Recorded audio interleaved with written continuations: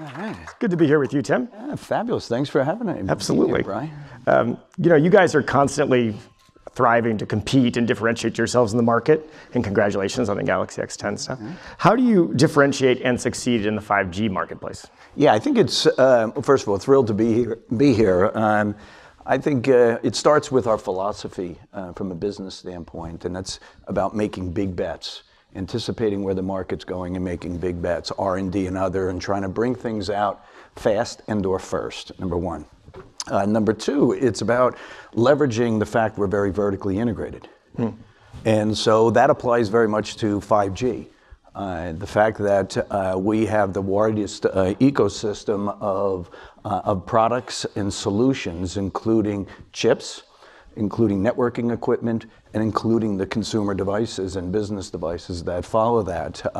And so some of the proof points of that are, with the FCC's help, we brought out the first 5G millimeter wave solution for fixed broadband a year ago with our friends at Verizon. Right. We have since brought out a number of new networking solutions that not only support 24, 28, and 39, but also 2.5 as well as 3.5 in CBRS. We have new chips that are getting smaller for networking equipment, which is extremely important as you bring out small cell solutions. And with our partnership with our sister company Harman, we have brought out telematics units that are integrating the dash of instrumentation and entertainment in 5G ready solutions. And in a couple hours, this 5G phone will be launched in South Korea, and in a few more weeks, it'll be here in the US. So we're very excited about that, and it's really enabling us to, I think, differentiate ourselves. Just give us a couple of sentences about what's happening in South Korea in a couple hours. Well, there'll be a launch of our device, and 3 of the major carriers are going to be launching 5G service. So it's exciting, and I think it energizes us here in the U.S. and it's an exciting time. Great. Tell us about some ways that 5G, which you've described as blazing speed, minimal latency, and massive connectivity, can be beneficial in these early stages. Yeah, I think the way to think about it, we're spending a lot of time talking about use cases. And yes, everybody wants a national network, and we want to get to that stage very quickly. But we're a believer, when we looked at use cases, that there's an interesting amount of opportunities that can be done in a local area, i.e. a community, a town, a city, in corridors, as well as on a national scope. And so we've been mapping use cases for them. Locally, you can think about smart communities and how they're bringing together capabilities, venues and campuses as examples there. On the corridor, I took the Excella down this morning, and I lost service probably 3 or 4 times. So that's an area where I think we can benefit there, as would fleet management and other capabilities. And nationally, we think things like gaming and drone service and telehealth are all going to be big opportunities for it. Yes, we want the national footprint as quickly as possible, but there are opportunities immediately in this space. You mentioned the Korean rollout, and you've got the Open Innovation Lab in Mountain View and a host of other test beds for 5G. What are some of those early 5G use cases that you're sort of most enthusiastic about? Yeah, there's a number of those. I think manufacturing is a good example of that. We actually have a $17 billion investment we made in Austin in the semiconductor facility there. We're partnering with AT&T to bring 5G into that manufacturing facility. And this is a highly automated facility to start with. But we see great opportunities in terms of instant intelligence and data that can happen so much more quickly and so much more effectively. So I think it exists on that front. I think venues. There's a lot of talk about venues. We're very excited about really changing the entertainment experience, whether it's in the sporting arena or the concert arena. I'm a big Eagles fan, the band, not the football team. Philadelphia people were very excited briefly. Yes. So I was disappointed as many when Glenn Fry passed. But imagine they're having a tour, a global tour, and it's going to end in 2 locations in the U.S., I think in Vegas. And imagine the ability of bringing in AR experience and have him bring on the Encore and only be able to see that on your phone because you have a special package, if you will. So I think there's a lot of new experiences that can come about on that, on gaming. There's significant opportunities there. So we're pretty excited about those things. Are you a gamer? I'm not very good. Just checking. I thought play poker better than video game, and I'm not a very good poker player. Tim's hidden secrets, we're going to call this next. Yeah. What worries you most? We talk a lot about the positives, but what worries you most about the 5G marketplace going forward? And are there any areas where policymakers can embrace that Samsung mantra of "do what you can't"? Yeah, I think there's, some of these things are challenges, opportunities, worries, but I mean, sure, we want spectrum. You heard about it earlier. The mid-tier and the mid-band, I think, is an important space.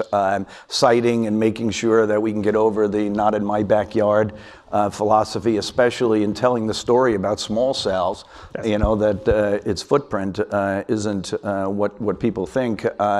I think the use case development and knowing that big corporations aren't going to be the center of that innovation. It's going to happen, as we like to say, kids in garage on Red Bull and figuring out what those next experiences are. And then I think the big opportunity for us as an industry is marketing. We did some research recently in several of our target audiences. 80% of the people said they were aware of 5G, but only half of them could actually articulate one benefit associated with it. So we've got a lot of work to do in that space in terms of awareness, education, engagement, and experiential. And the last thing I like to remind us in that front is that we really need to bring the basic recollection that 4 to the 5 pain points that consumers have with their mobile experience today has to do with connectivity, speed, coverage, the ability to move and to get files. And so I think that use case in of itself is going to be a wow moment. The ability for me, before I get on the plane, to download the whole next season of Stranger Things in real time is something that I think is going to open up a aha moment for a lot of us. And as marketers, we have to tell that story. In fact, we've started that marketing, and we're going to be doing a lot more of that over the coming year. But we've started to position this message around the future possibilities, and it's a brand spot I'd like to show you that actually isn't specifically saying 5G, but every single use case fundamentally requires 5G. So if we can take a look at that. When I was just a little girl, I asked my mother, what will I be? Will I be pretty? Will I be rich? Is what she said to me. It's a lot. Whatever will be. The future's not ours to see. Que sera. What will be, will be.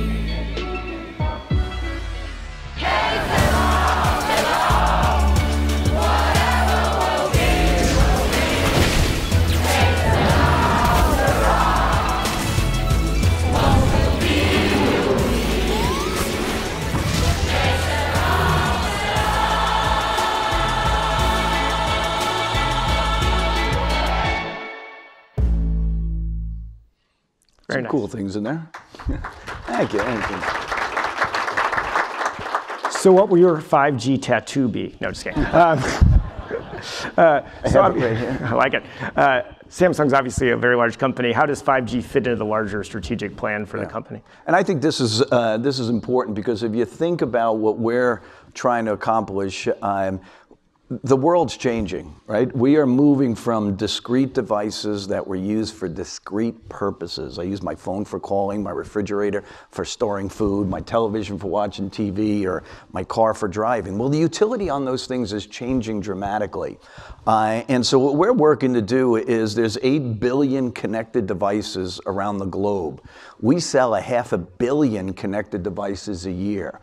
First, we've been spending time connecting our 500 million devices, then connecting them to all the other IoT-enabled solutions that are part of the ecosystem of smart things, which is the top 50 brands in the IoT space. And we're bringing those together with things like AI and voice and services and solutions. And the important part of that is, in my mind, 5G is fundamentally the electricity that will power this connected world. It will create these experiences. There's reasons smart cities haven't occurred yet, right? And I think 5G will enable that. There's reasons autonomous driving with latency issues today that would cause an accident tomorrow that will initiate a brake. So I think bringing together all those connected solutions, creating a host of new solutions is what we're focused on, and we think 5G is one of the biggest enablers of creating that. Now, you've announced you're leaving the company in June. Yeah. You've been deeply committed to giving back to your community, to STEM education, a host of other causes. Where are we going to be seeing Tim Baxter next? I mean, the Jets can always use coaching help. Actually, they can always use any kind of help they can get. Sorry, maybe too soon. I'm sure it's all going to work out this new era. That's where am you going to see me next? You'll probably see me on a lake fishing this summer quite a bit, and maybe spraying a golf ball, across. But I think, I'm doing a lot of nonprofit work and work with my university and on the board there. And I think there's some other opportunities for me in that space. I've loved my time in this 5G arena, creating new things and being part of that, being part of this CTIA group, and Samsung has been outstanding. So I'm excited about what's next, and I'm excited to take a little breather and see if I can drown a few worms. There you go. Well, we appreciate looking forward to your thought leadership in the years ahead, and thank you for joining us today. Thank you.